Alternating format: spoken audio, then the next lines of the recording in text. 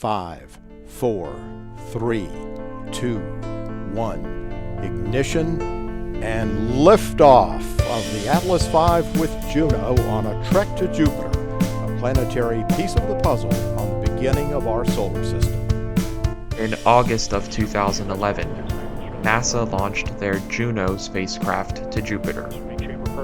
After arriving in orbit in 2016, Juno has spent the last 7 years observing and photographing our solar system's largest planet. Juno has sent back some amazing images of Jupiter during its mission, but in early 2022, it saw something spectacular.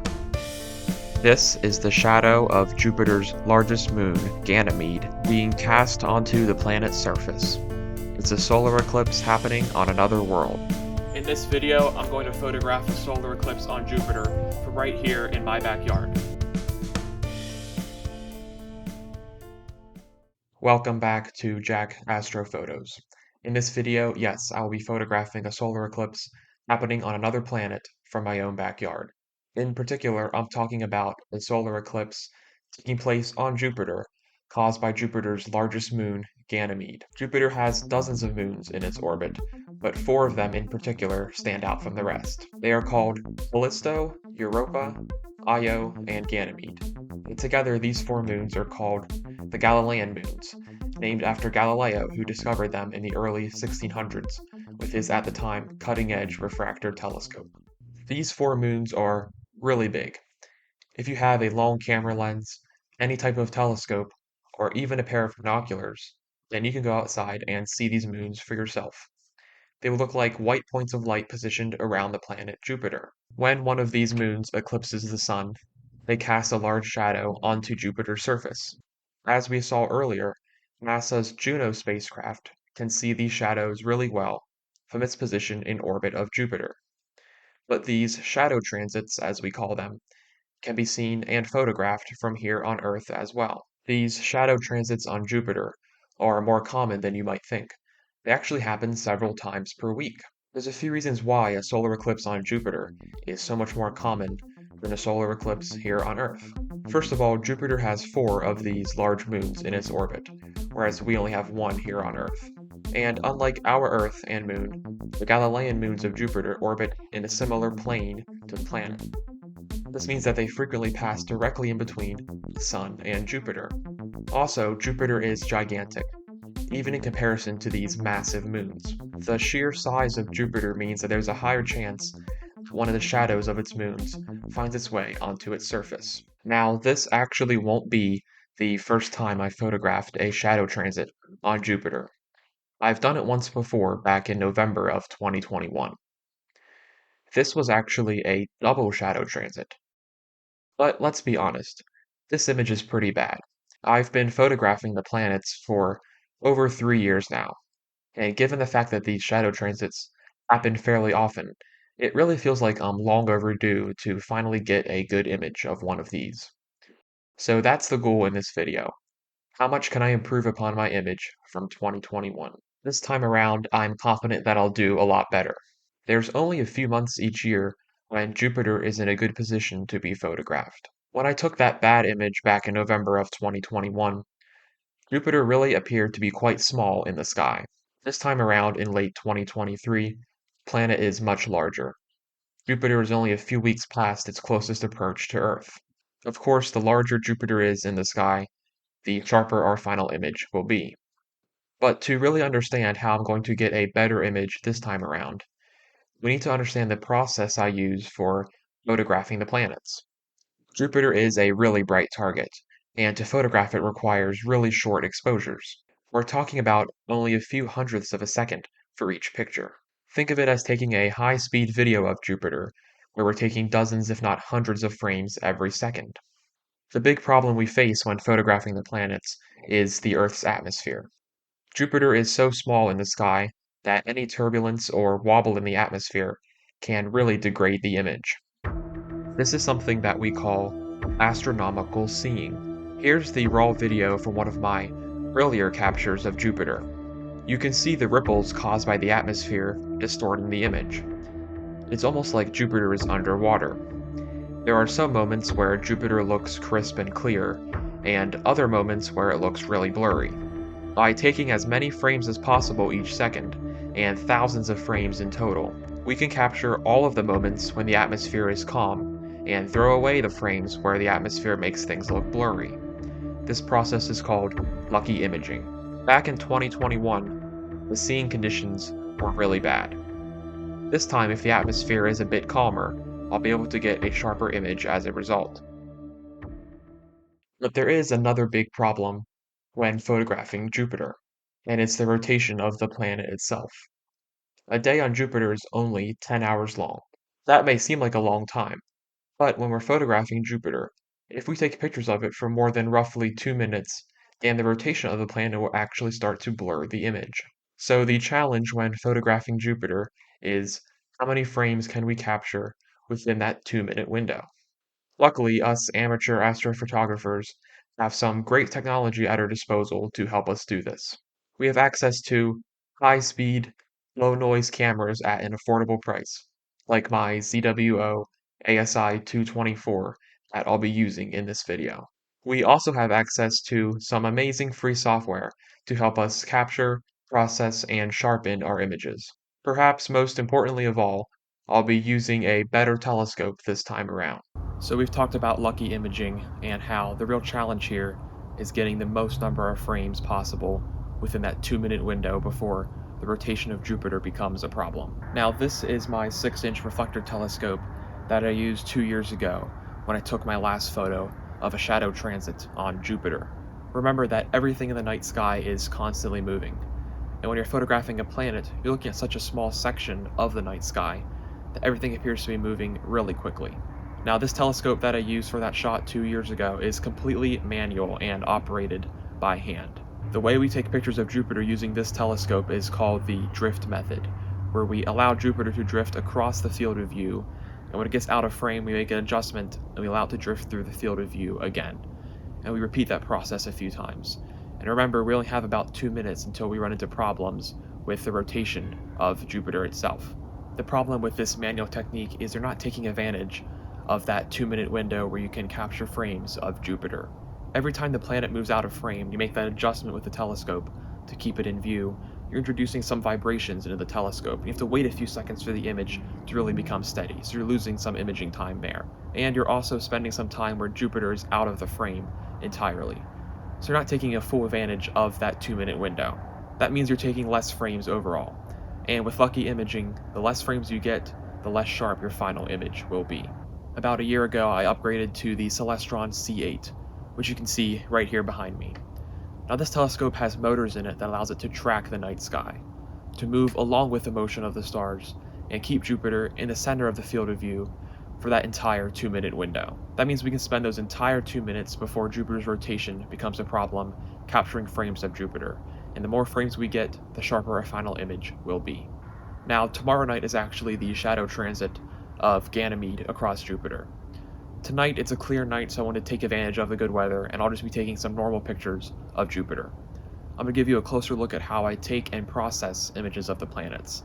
I'm going to demonstrate to you why I'm so confident that tomorrow this telescope is going to get a much better image of a shadow transit than I got with this one 2 years ago. It is a beautiful night for some astrophotography tonight, and again, tomorrow night is the shadow transit of Ganymede across the surface of Jupiter. But tonight I want to show you just how easy this telescope makes capturing images of the planets. So here we are looking at Jupiter, and you can see that Jupiter is staying pretty steady in the field of view. That's the big advantage of having a telescope like my C8 that can track the motion of the stars. That's going to keep Jupiter in the center of the field of view, and we can get 2 full minutes of frames in before we have to deal with the rotation of the planet.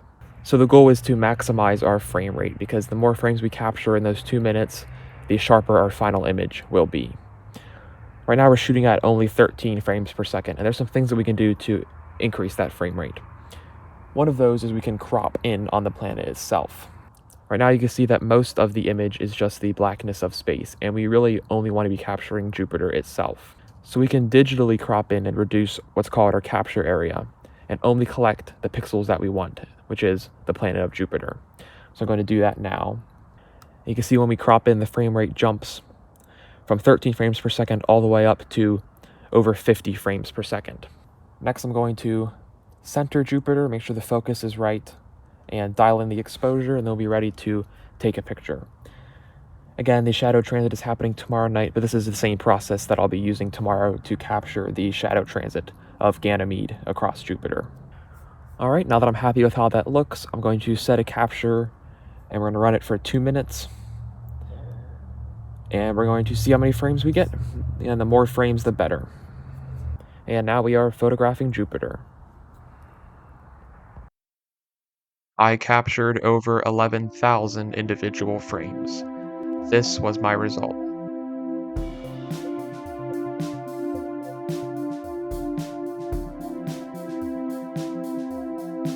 This is one of the sharpest images of Jupiter I've ever taken.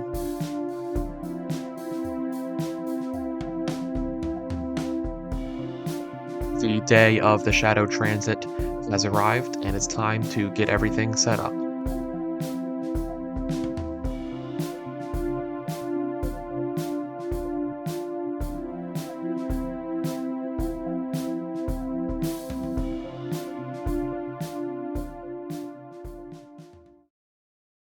Jupiter has risen and is shining brightly next to the full moon. Let's find out if I can beat the image I took 2 years ago. Okay, it is time to capture the transit of Ganymede across Jupiter. There are a little bit of clouds out there tonight, but they're thin enough that we can still shoot through them. So it's time to get Jupiter centered in the telescope and get the camera on. Okay, so there is Jupiter, and I can see near the bottom of Jupiter a little black circle, and that's the shadow of Ganymede as it's crossing across Jupiter. So now I'm going to dial in the focus and the exposure. We're going to follow the same process as last night where we crop in on the planet to get that nice high frame rate that we need. And it's time to photograph this shadow transit. Okay, so now Jupiter is in the center of the frame. So now I'm going to take a 2-minute capture of Jupiter so we can really sharpen up those details in post-processing.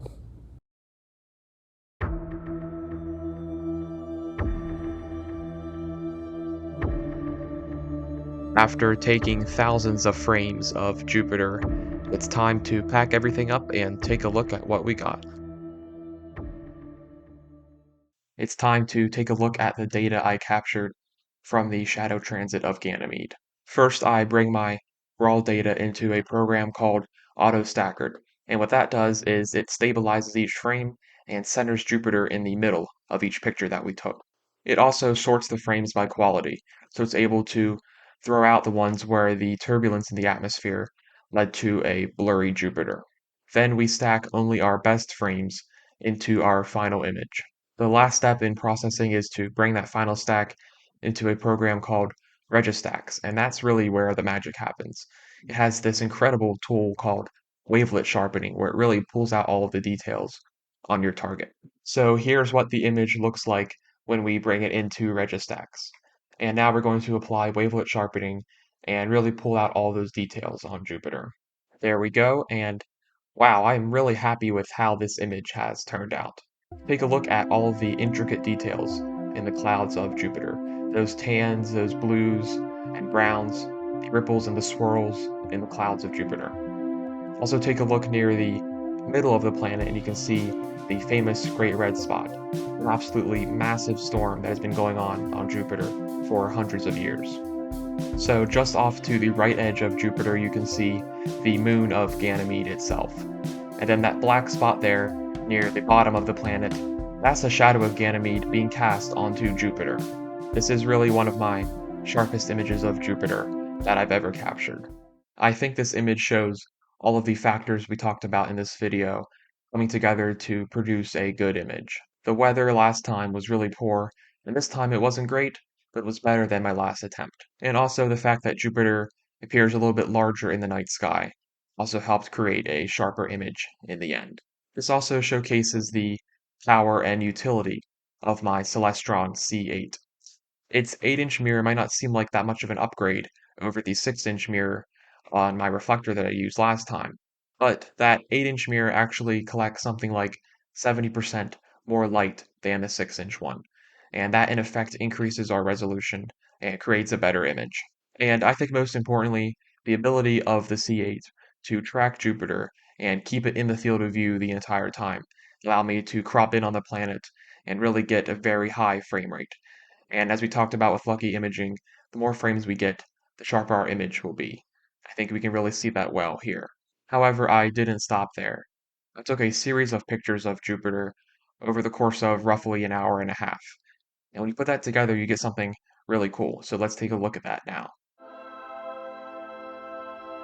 This animation shows the rotation of Jupiter during the shadow transit of Ganymede.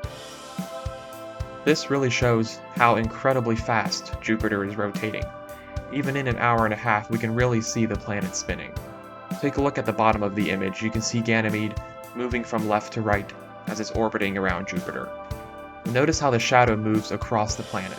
In the beginning, it's near the left side of Jupiter, and at the end, that shadow begins to leave Jupiter's surface.